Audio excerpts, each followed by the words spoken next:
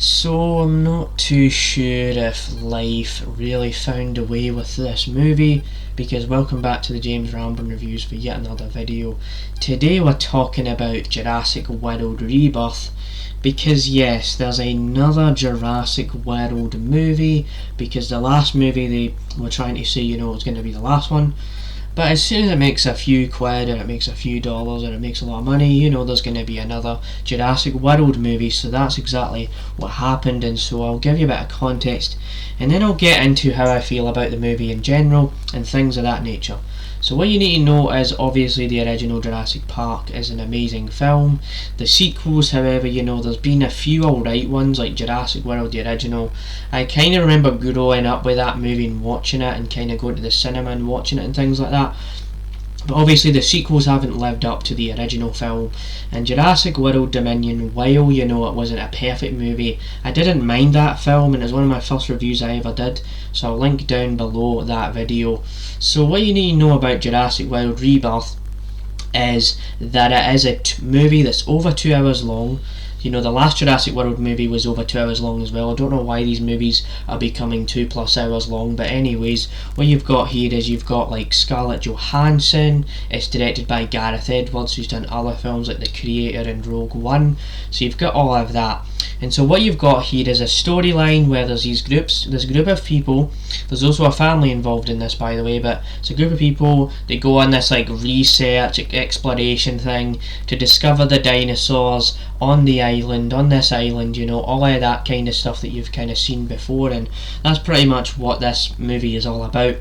And so this movie's been out for a few weeks, and there's a couple of things I want to talk about regarding the movie, because that's be better way to describe it and stuff like that. So what I will say, if you haven't seen the movie, then click off this video, because what I will say is that this movie is kind of mediocre in my opinion. Like it's not like a horrible film, but it kind of just lands on a place where it just goes for the bare minimum, the obvious places where it could possibly go, because it plays it really safe. And what I'll say about that is that a lot of the characters, they just survive towards the end of the movie, and that kind of happened in the last Jurassic World movie. Like, they don't try to kill off the characters and have an impactful emotional journey or anything. They just let every character live. There's like one character that dies in this movie, but apart from that there's not really a lot of characters that die. And then there's a character in this movie that you think's gonna die.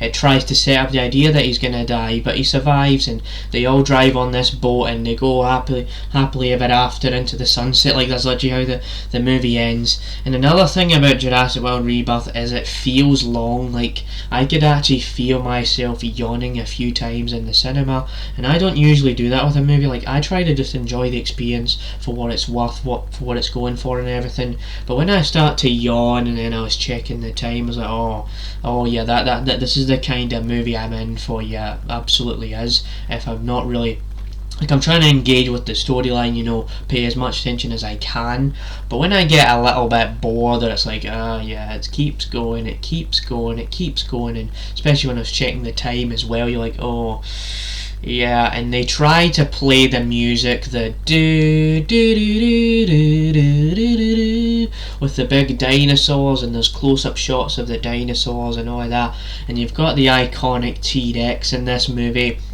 And there's even scenes where you've got points where there's like this other family. You've got the main group of survivors and the main group of explorers and things, but then you've got this other family.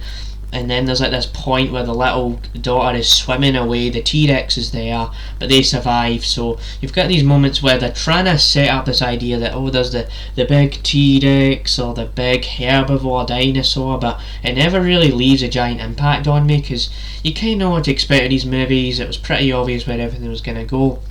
And so that's how I feel about Jurassic World Rebirth. It kind of just exists as a movie that you've kind of seen before.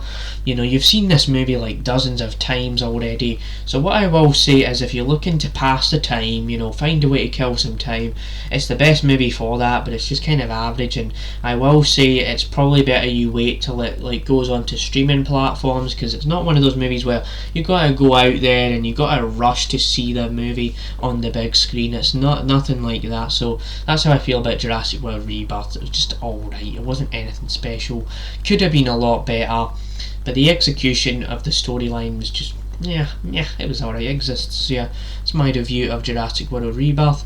Hope you enjoyed this review, and stay tuned for more like this one, because life didn't really find its own way with this movie. So yeah, bye.